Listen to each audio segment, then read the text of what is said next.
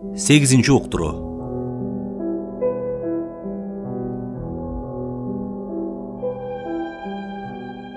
Атам тың, басқан тұрғаны, ден соолугу, тамак ичкени, көзү, кулагынын угушу жагынан карлыктын белгиси жок эле. Бир күн атама анча-мынча ичирип туруп тамашадан баштадым. Илгери кийин байкеде өсүп калгандан кийин ачык эле тамашалаша берчүмүн. Менин тамашамды абдан түшүнчү, көтөрчү. Өзү сөзгө жок, көп сүйлөбөгөн киши эле. Ошон үчүн сөз чыгарыш үчүн сырын билгендик кылып, адегенде 150 грамм ичирип коюп, ал таасир эткенден кийин мен сөз баштап, тамаша аралаштыра сүйлөй берчү элем. Тамак ичкени өтө жакшы эле. Өзү арык чырай адам.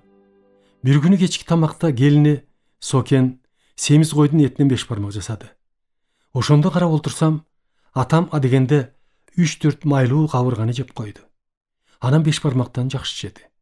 Мен тынч отура албай, "Ай байке, сенин ашказаның дизелдин моторунан күчтүү го" десем, "Ушу сен менин ашказаныма көзүң тийип калды" деп капа боло түшкөнүн өңүнөн түшүндүм. Түшүнүп, "Ай байке, мен тескерисинче сүйүнүп атам. Эгер сенин ашказаның начар иштесе, мен эле азабын тартпайт белем" деп оңдодум эле, унчукпай кайра ыраазы болуп калды. "Энем экөөңөр эмнелерди гана көрбөдүңөр" деп кез-кези менен ичирип койчумун. Бир күнү тең тушум Мукамбет Мамбетов энем атам менен кошо чогуу конокко чакырып калды. Бир топ адамдар менен байкеме кыстап Мукамбет, "Ата, анча-мынча ичип туруңуз" деп ичирип атат. Ичкенде байкем түбүнө чейин шыпкап ичип атат. Бир убакта карыган киши кызып калабы деп, "Мен байке, шаардагы кишилерди көрүп отурбайсыңбы? Ар жак бер жагында отургандардын баары ичкенде стакандын жарымына чейин гана ичишет. Кээде сөздү муштап, чуккандай жооп берип койчу. Байкем, мен деле жарымына эле чейин деп аракет кылам, бирок болбойт. Көтөрсөм эле стакандын түбү көрүнө түшөт" деп отургандарды күлдүрдү. Ушундай сүйлөгөн, баскан турган ар дайым ушул күнгө чейин эсимде. Кийин эле айылга отпускага барып калганымда туугандардан, тең туштардан айланса болот. Күнүгө расписание түзүп алып, конокко чакырышат. Бир күнү Дүйшеке Жумакеев деген кичиресинен бери бирге өскөн менден 4 жаш улуу жакшы киши эле чакырып калды. Айылда кандай? Түнкү 2-3 араң таратат. Кетээрде эшикке чыгып, кызып алган адамдар бир аз сүйлөшүп туруп калдык эле. Эшик караңгы. Кетели деп атсак эле байкем жок. "Явушка, кайда кетти? Чогуу кетели" десем, айтып калышты. "Абышка эчак эле кеткен" деп. Мен чочуп кеттим. "Ай, кантип кетип калат? Ушундай караңгы, жолдо түз эмес" десем, "Айылдагылар түнкүсүн жүрө беребиз" дейт. Үйгө келсем, жатып алыптыр. Тамаша кылдым. "Ай байке, бул караңгыда кантип жол таап келдиң? Көзүң укмуш үкүнүкүндөй го" десем, "Түнкүсүн кадимкидей эле көрөт. Анан айылдын жолун кайсы жерде арык, кайсы жерде өңгүл-дөңгүл жатка билем" дейт. Таң калдым. Ушул көзүң аман болсун деп. Жогору жакта айтпадымбы? Бир сөз чыгаарда, сүйлөшөрдө бир аз ичирип алып сүйлөшчү элем деп. Оюма келип туруп алды. Байкем тың адам. Энем байкуш карып калды. Ден соолугудан начарлап баратканын байкап, энемди такыр эле Фрунзеге алайын. Байкем Фрунзеге чыдабайт деген ой келип, "Кой, атама башка аял алып берип, айылда жашай берсин" деген ой кетти. Отуруп аркы беркин сүйлөшүп айта салдым. Кемпири, келини баары отурушат. "Байке, сага мен башка аял алып берейин, макул болсоң" десем, бир аз унчукпай калып, "Өзүң бил деп турбайбы? Кемпир унчуккан жок." Мен ишенип алдым. Ошондон тартып атама аял издей баштадым. Тааныштар аркылуу ар жак бер жактан табыла баштады.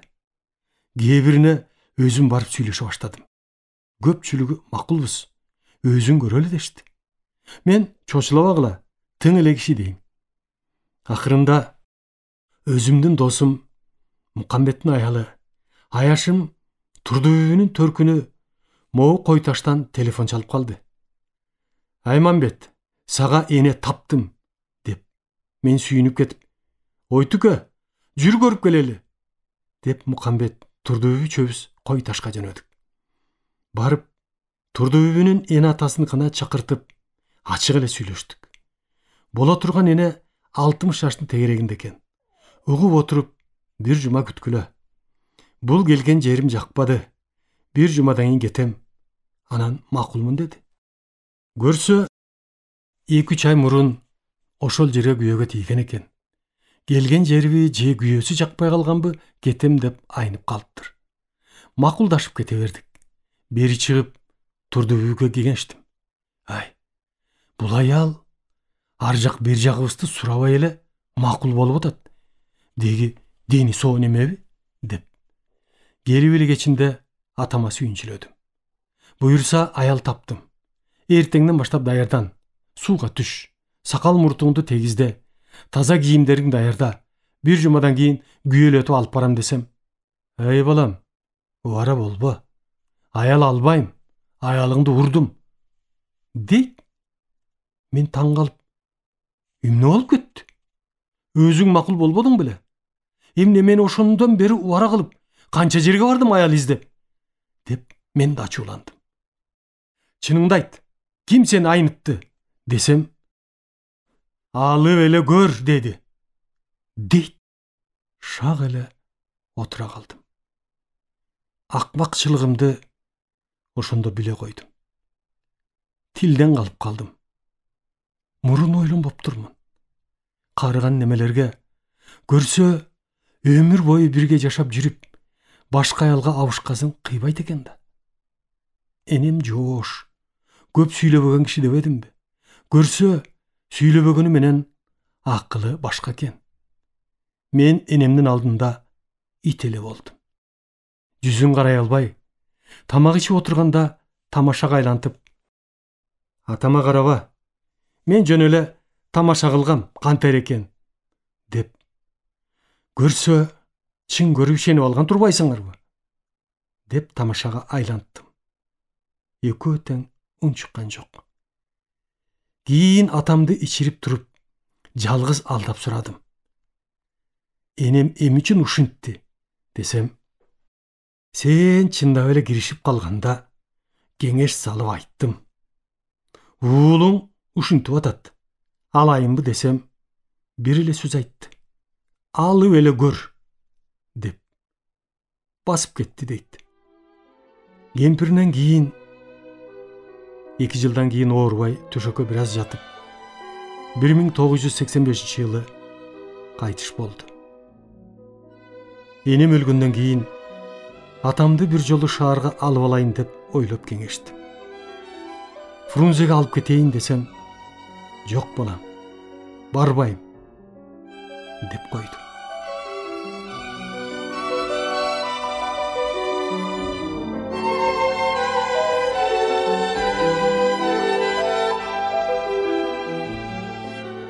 Эки жылда бир да келген жок. Эмчүн барбайсың, деп баласы Абдылда айтса, барсам энеңдей ошол жактан өлүп келейинби, деп. Өтө коркок киши коркуптур. Айылда экөөнө тең бирдей кызыл гранит таштан эстелик койдук. Барган сайын үйгө түшөр замат мүрзөсүнө барып Куран окутуп, арбагында колдой жүргүлө деп көзүмө жаш келип, ушул күнгө чейин капа болуп кетем. Атам байкуш ырыстуу иш экен. 93 жашка жетип, бала чаканын алдында небере чөбүрлөрүнүн көрүп кетти. Бул дагы эн атанын тилеги. Алардын балдарына жалынганда, алдыңа кетейин деген сөздүн маанисине түшүнсөң, укмуш эле сөз экен. Атам байкуш тилегине жетти. Жогоруда айтпадымбы? Кудай берет деп ар дайым айтчу. Менин түшүнүгүм жок. Кедейчиликтин азабынан атамды Senin Kudayың бергиче ачкадан өлөбүзбү деп күпүлдөп койчу элем. Ушул кишинин Кудай берет деген тилегин кийин түшүндүм. Чындыгында Кудай берди. Жаман болгон жокпуз. Ошол баласы мен азыр Кыргыз Республикасынын баатырымын. Академик, профессор, болгон сыйлыктын баарынын ээсимин. Экинчи баласы Абдылда 67-де. 6 баласы бар. Неберелери менен жакшы карлыктын үзүрүн көрүп отурат.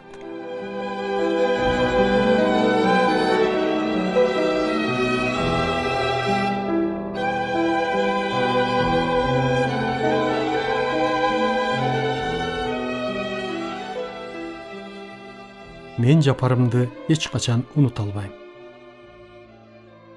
Мен ушул жашка келип, көп эле жакын адамдарымдан айрылдым. Ошонун ичинен энемдин кайтыш болгонуна быйыл 29 жыл болду. Ошондон бери кайда жүрбөйүн, бир күн дагы эстебей калган күнүм боло элек. Эми экинчи эсимден кетпей турган жоготуу болду. Мына Жапарымдын кайтыш болгонуна 1,5 жыл болуп калды. Ошондон бери Жапар күнү түнү менин эсимде. Экөөбүз жакын тууганбыз. 3 атадан кошулабыз. Бакшы молдо деген эки-бир туугандан, бакшыдан Акун, Акундан Мамаке, Мамакеден мен, молдодон Бектур, Бектурдан Турсунаалы, Турсунаалыдан Жапар. Жапар ошентип менин иним, балам болуп, кийин чоңоюп, хирург доктор болуп, кесиптешим болуп калганда, балалыктан, эниликтен өтүп, мага жардамчы, кеңешчи, бирден бир ишенген көрүнүктүү адамым эле. Жапар 10 классты бүтүп келгенде, менин жардамым болуп, мед институтка кирди. Институтту бүткөнчө кулап калдым, кыйналып атам деген сөздү уккан жокмун. Өзүнүн аракети менен институтту ийгиликтүү бүтүрдү. Бүтөөр замат биздин клиникага ординатор болуп калды. Ошол жылы азыркы келинибиз Бүкөнгө үйлөндү. Үйлөнгөндө менин кемпирим Сокен дагы Жапарды өз баласындай жакын көрчү. Өзүбүз үйлөнтүп, ушул жерден тоюн берип, айылга чейин чогуу барып, нике кыйып келдик эле. Ординатурадан кийин аспирантурага кирип, аны ийгиликтүү аяктап, өз күчү менен илимдин кандидаттыгын жактады. Андан кийин ассистент доцент болуп жүрүп, доктордук диссертациясын ийгиликтүү жактады. Илимий иши менен кошо хирургдун иши дагы ийгиликтүү жүрдү. Илимдин доктору болгондон кийин профессор наамга жетти. Жапардын эң бир жакшы сапаттарынын бири өзү өтө жөнөкөй, мүнөзү жумшак, эл менен сүйлөшө алчу. Өзүнүн таланты жана күжүрмөн эмгекчилдиги менен тез аранын ичинде чогуу иштеген кесиптештери, жолдоштору жана ага туугандарга жасаган мамилеси артыкча, элдин арасында баркы өтө жогору эле. Ушундай урмат сыйга жеткенинин бирден бир себеби бизде болгон өтө оор операцияларды ийгиликтүү жасап калды эле. Илим жагынан хирургтарды тарбиялоодо дагы чоң ийгиликтерге жетишти. Бир топ доктор, кандидаттарды даярдады. Илим жагынан таланттуу хирург катарында белгилүү болуп, бардыгын ийгиликтүү алып кетерине көзүм жетип, ишенгенден өзүмдүн ордумду госпиталдык хирургия кафедрасынын башчылыгына дайындадык. Муну дагы ийгиликтүү иштеп атты. Мугалим лектор катарында ийгиликтер болду. Айрыкча мен үчүн өтө чоң жоготуу болду. Жапар барда ички тышкы жумуш болсун, ооруканада катуу оор операция болсун, бардыгын айттырбай өзү билип эле жасай берчү. Жапар бар деп мен камарабай тынч жүрө берер элем. Бардык жагынан Жапар менин ишенген оң колум эле.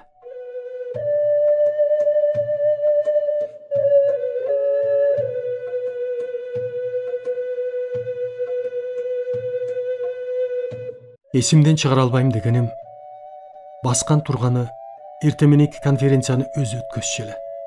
Операция жасаганы, лекция окуганы, коридордон, кабинеттен кезиккени, сүйлөшкөнү, акылдашканы, бири-бирибизге кеңеш бергенибиз күнүгө көз алдыма келип элестеп, капа болуп отурам.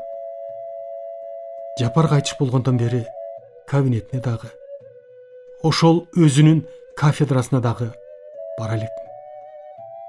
Көрүп турам.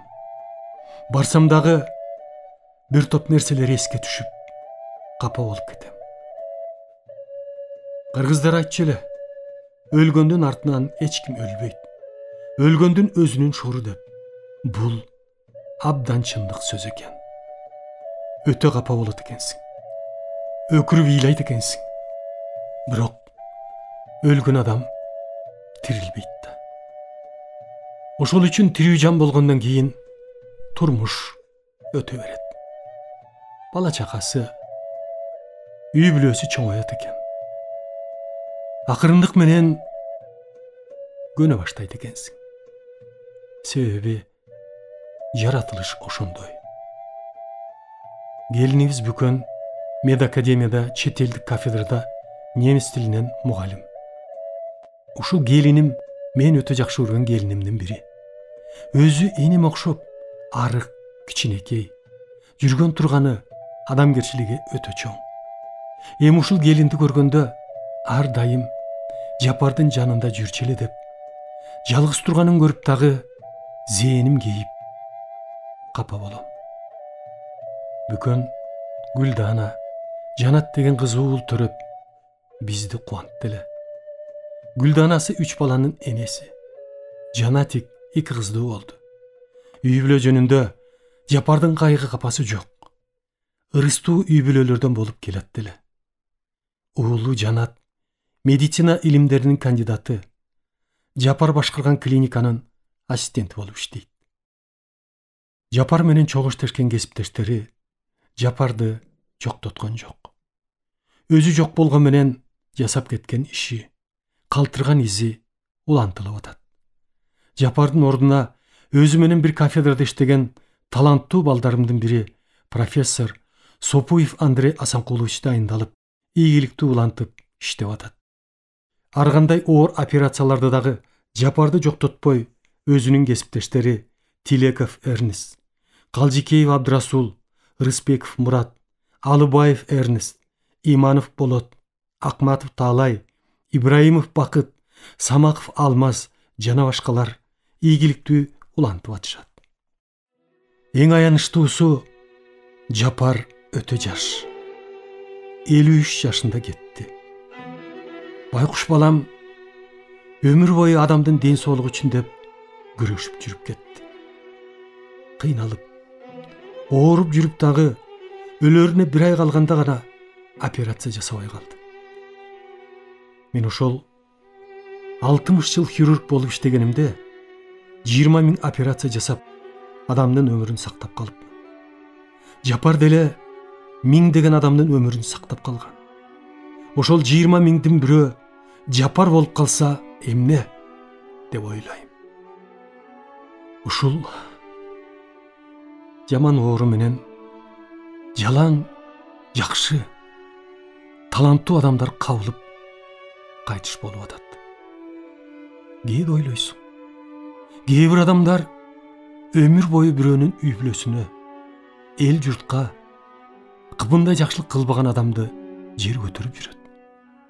Кантип кутулуунун амалын таппайсың. Аман эсен эле жашап келет. Ушул жерден биздин жараткан Кудай Таалам кичине калыстык кылбай атат. Өз тажрыйбамда мындайлар жүздөп кесигет. Кээде ушунчалык оор жарадар же оор оорулуулар келет.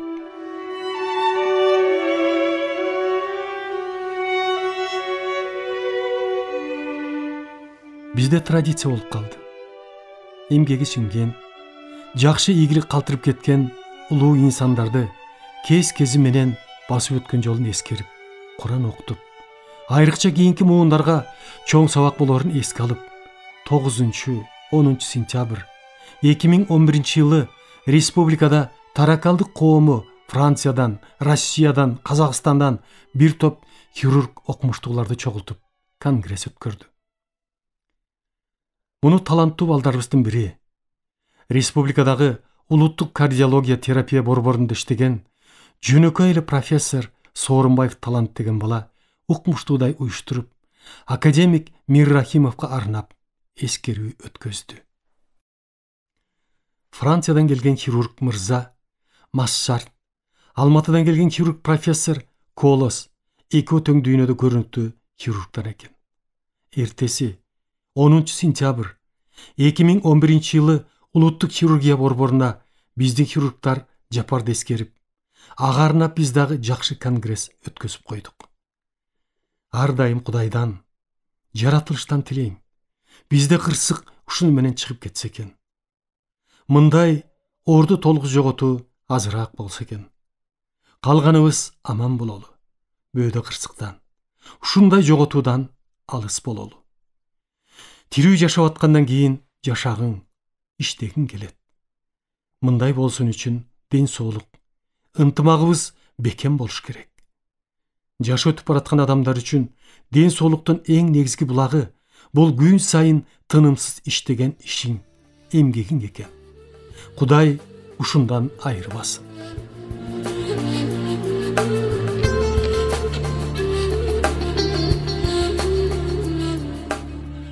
Эштен кеткес студенттик күндөрүм.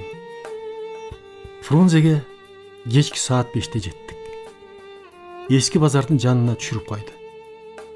Бир эшек арабаны жалдап алып, Уманкулов деген тажистем ЦКда иштөөчү эле. Ошол кишинин адресин алгам. Дзержинский Бөкөнбаев көчөлөрүнүн кесилишинде эле. Түз эле ушулардыкына келдим. Келсем, таяжем жок экен, айылга кетиптир. Ургасы жезде бар экен. Балконду көрсөттү. Балкондо бир жаман диваны бар экен. Ошого жатып, эртеси меди институтту издеп таап, кабыл алуу комиссиясына документимди, аттестатымды көрсөтсөм, тез кабыл алды. Жатаканага кагаз жазып берди.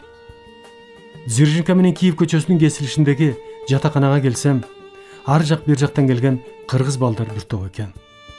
Берген комнатасы бир чоң зал. 2 кабаттан керебет, темир үстүндө тактай, саман салган матрас, шейшеп, одеял, кичине жаздык. Шейшеп, одеял, керебет дегенди биринчи көрүшүм. Чуркап барып, талканымды көтөрүп жетип келдим. Мындай шартта жатып көрбөгөн жаным, чарчагандыгым дагы болсо керек. Наркоз бергендей эле уктаптырмын. Эсимде жок. Кирүү экзаменин бердикпи, жокпу билбейм. 1-сентябрь күнү окууга бардык. Мага окшогон Тяншандан, Ысык көлдөн, Таластан, Оштон, ар бир региондон бир топ эле бала келиптир. Көпчүлүк эле мага окшош. Жүргөн турганы, сүйлөгөнү. Мен өзүм институтка келгенде орусча да, нет деген 2 сөздү да билбейм. Себеби уруш убагы. Мектепте орус тил мугалими жок, окуган жокпуз. Экинчи жагы, айылыбыз таза кыргыз, орус жок. Орустардын чоң жолдон өткөнүн көрчүбүз. Азабы, меди институтта окуу бир гана орус тилинде. Бир да кыргыз мугалими жок. Мугалим эмес, ал убакта врачтар да жок. Экинчи тозогу, сабактар латын тилинде. Күнүгө сабакка, лекцияга барабыз. Эчтеке түшүнбөйбүз. Уктап чыгабыз. 1 ай, 1,5 ай өтүп калды. Баягы кыргыз балдардын карааны азая баштады. Эрте менен турсак эле 3-4 койка бошоп калат. Үйдөн алып келген тамак аштары түгөнө баштаганда окуу өтө оор. Эчтеке түшүнбөсө кача башташты. Ал убакта тамак аш эч жерде жок. Нан карточкасын берди. Күнүгө 500 грамм нан. Ушуну дүкөндөн кесекке туруп алабыз. Башка эчтеке жок. Кошумча тамагыбыз талкан. Жатаканада чоң челек, титан бар. Ошого суу кайнатып коет. Ошондон бир кружкага суу куюп, талкандан чалып алып, 500 грамм нандан анча-мынчасын жеп коюп, оокат кылып жүрдүк. Ошого деле көнүп, чыдап жүрө бердик. Айлабыз кетти. Окуй алар эмеспиз. Бирок аракетибиз күчтүү. Менде койгон максат өл тирил окуп бүтүү. Эмне кылабыз деп 3-4өбүз акылдашып отуруп сураштырсак, жалгыз кыргыз Ахунбаев Иса деген бар дейт. ошол кишини издеп жүрүп иштеген жерине бардык. Иса Коноевич жакшы кабыл алды. Анда тыр тайып арыкпыз. Кийим жок. Менин кийип келген тапчыкем, соккон чоң жүн байпагым, күндүн ысыгынан бутун тердеп, бат элеп бир жак капталын тешип чыгып, кийгенге жарабай калган. Кейпибизди Иса агай көрүп: "Жол болсун жигиттер, келип калыпсыңар, сүйлөгүлө", деди. Мен: "Агай, сизге келгенибиздин себеби биз окуялар эмеспиз. Келген балдардын жарымы чыдабай качып кетишти. Биз дагы кетели деп турабыз. Сабак орус тилинде. Эчтеке түшүнбөйбүз. Уктап отуруп кетчү болдук", десем, акыл айтты. "Чыдагыла. Кетпегиле. Өзүңөр көрүп турасыңар. Кыргыздан врач аттуу жок", деп. "Биздин максат деле ошол. Бирок чыдай алар эмеспиз", дедим. "Эмне оюңар бар?"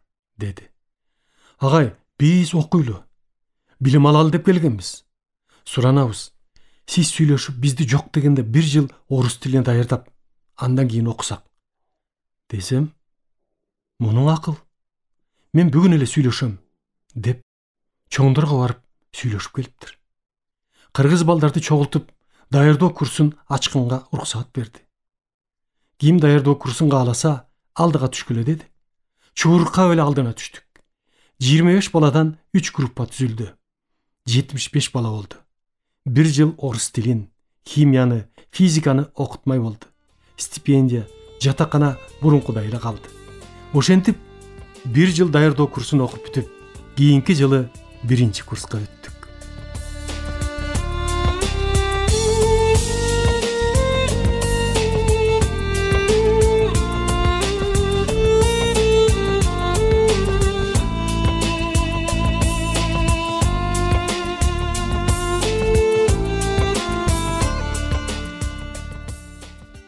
Урматтуу радио угуучулар, сиздер адабияттуу уктуруубуздан Кыргыз Республикасынын баатыры, академик Мамбет Мамакеевдин "Мезгил жана инсан" аттуу автобиографиялык чыгармасын Кыргыз Республикасынын эмгек сиңирген артисти Эгемберди Бекболиевдин көркөм окуусунда уктуңуздар. Көркөмдөп музыкалаштырган Жыргал Аманова.